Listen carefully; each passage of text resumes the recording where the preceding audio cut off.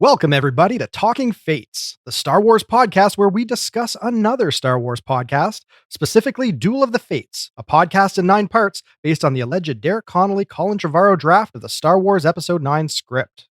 I'm John Murray, co-host of Star Wars TV Talk, along with my TV Talk cohort, Zach Logan, and we are joined this week by Duel of the Fates voice talent Shelby Handley, who plays Rey in this third episode of the limited run 9 installment podcast.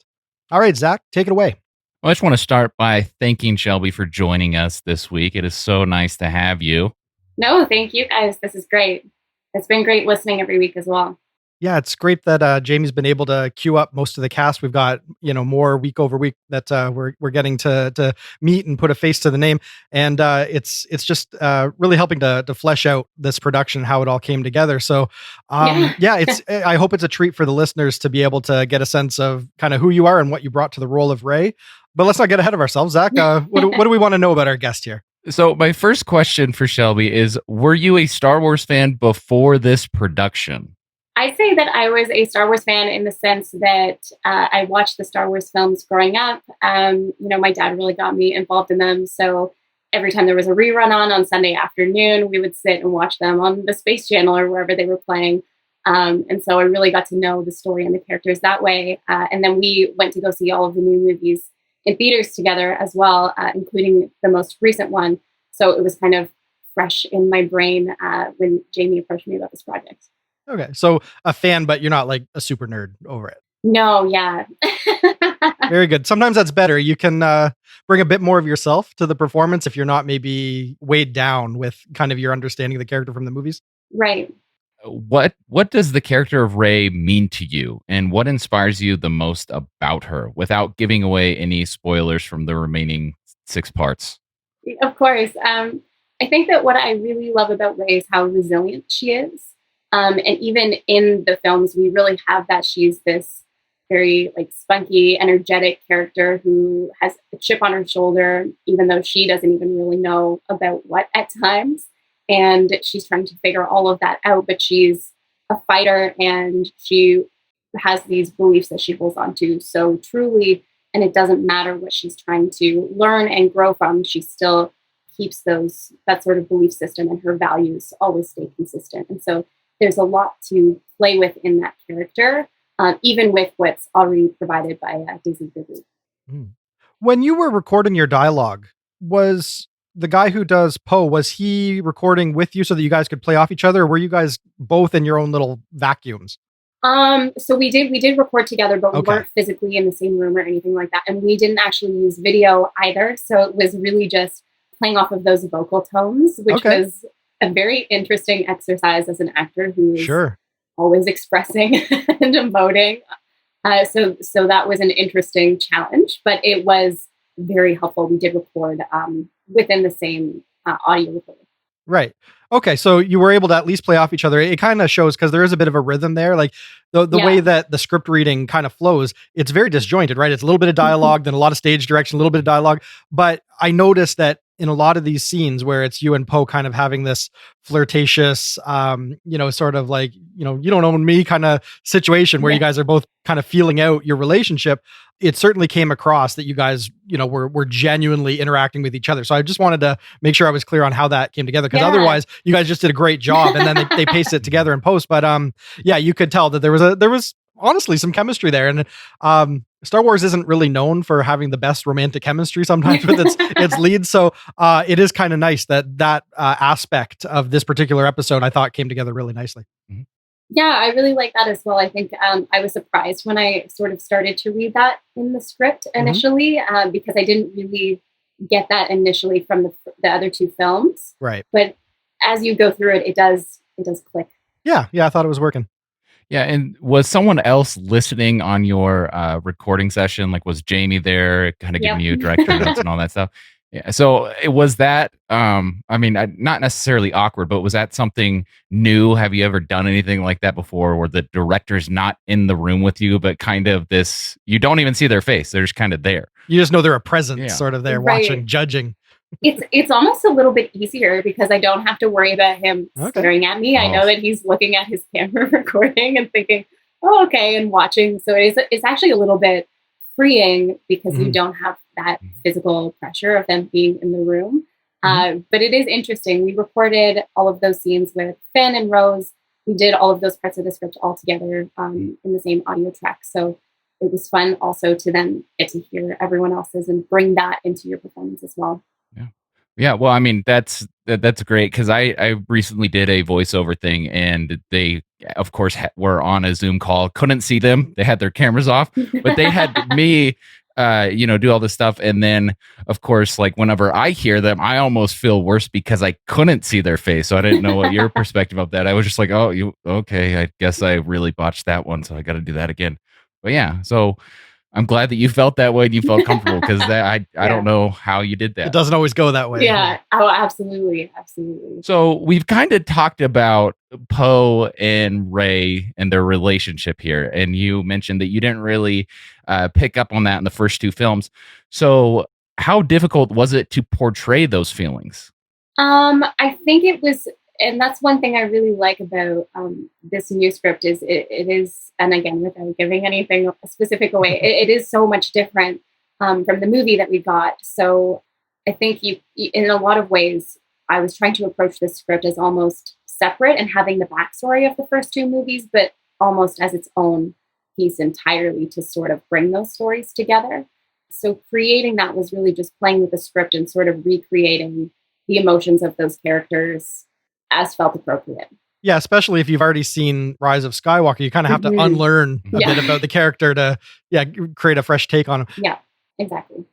So in the first part, when Rey is introduced, we have the description basically as being she's no longer this girl from Jakku, but this woman. So when you read this for the first time, what was your initial thoughts about Rey and where she was in her journey?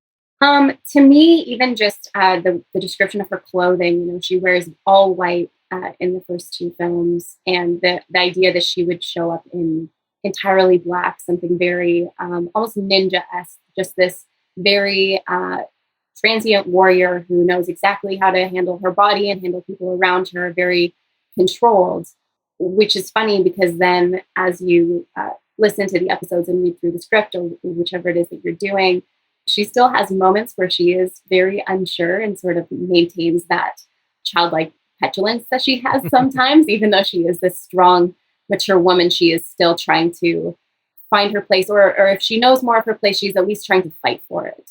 Well, that's a solid answer. Yeah. I like that take.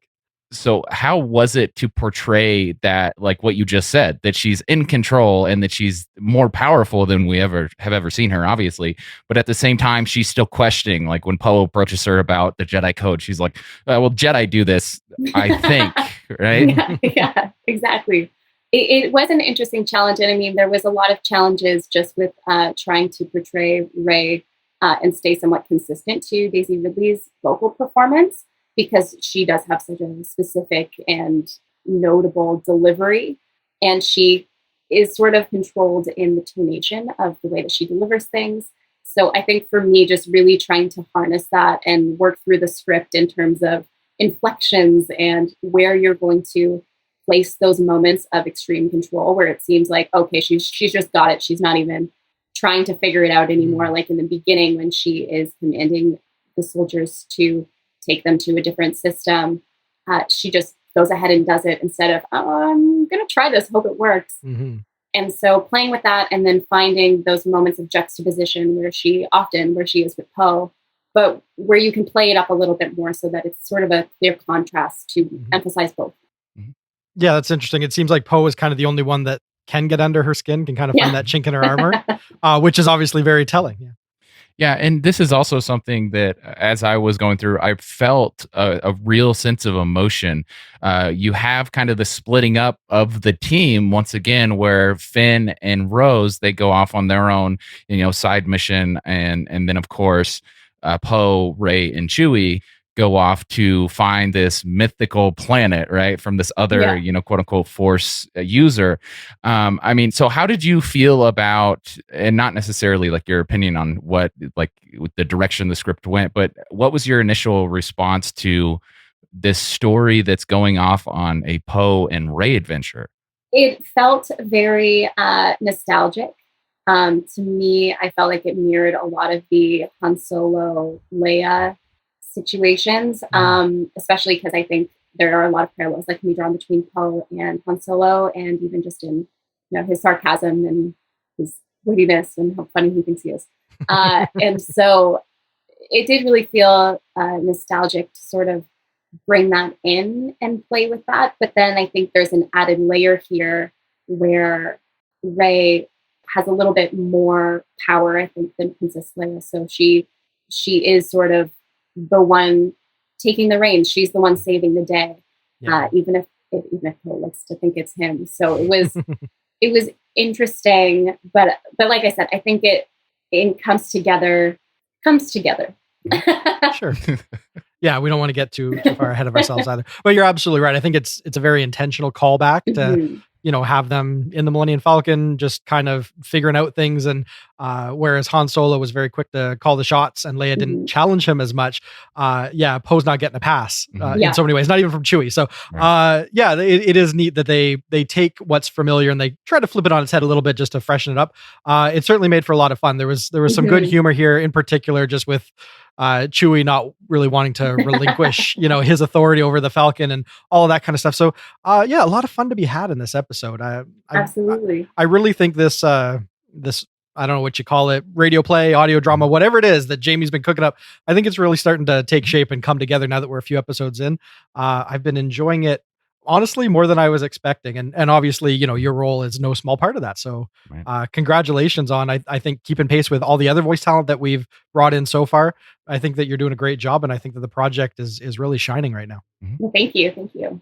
Yeah. And so your first time reading the script, you get to this part where I'm assuming is going to be a big portion of the second and third acts of this script. You get to this place where they're talking about Mortis.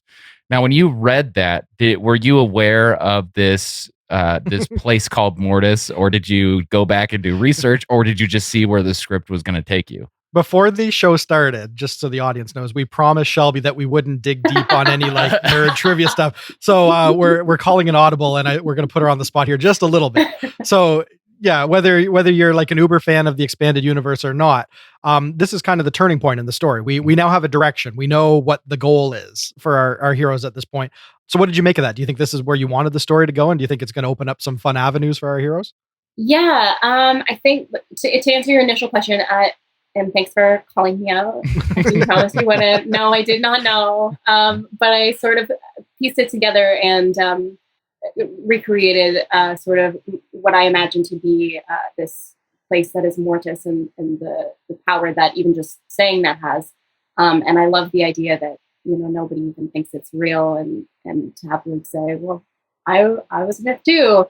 And so just like the weight of that, I think is super impactful as well. And so to then carry that through, I think it is really a turning point. And without saying too many things, I think it especially is a turning point for Rey, and it really does take that turn where she becomes the Jedi and the woman. Without saying, yeah, it's okay to leave it there. It's okay. We can revisit this topic another time once we've had a bit more of the story on. Yeah, well, I mean, I was super excited to get to that portion of this play, and I also have to say that you did amazing. It was so great to just listen to this audio drama, and then of course to finally meet you on this platform has been really cool because your performance was great.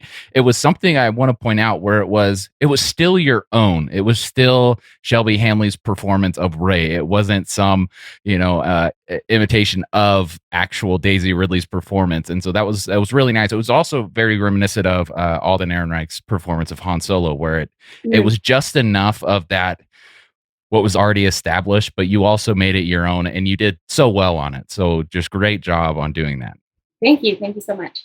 Yeah, it's a tough line to walk because you don't want it to veer into impersonation where it now stands out, when you're really trying to hit the Daisy Ridley isms too hard. But there were a handful of times throughout the episode where I could hear just a cadence or a rhythm to how you approached a line or something that I thought, oh yeah, there's a sense of Rey in that. But at the same time, because you've kind of carved out your own niche, and you basically made it clear that we're not trying to mimic Daisy Ridley outright. You just forget about that, and you let your performance stand on its own, right from the get-go. And I think that actually works pretty well, in this forum, because she has a heavier accent, and because she has just a very distinct character that has been so prominent in this trilogy. I don't think it would have worked as well, if you'd tried to really dig deep on, the Daisy version of Ray. So I thought that you walked the line perfectly, and it wasn't distracting, or there wasn't anything about it that didn't feel like the character that we were hoping to check in on. So yeah, it's all working good. Great, I'm glad to hear that. Yeah, absolutely.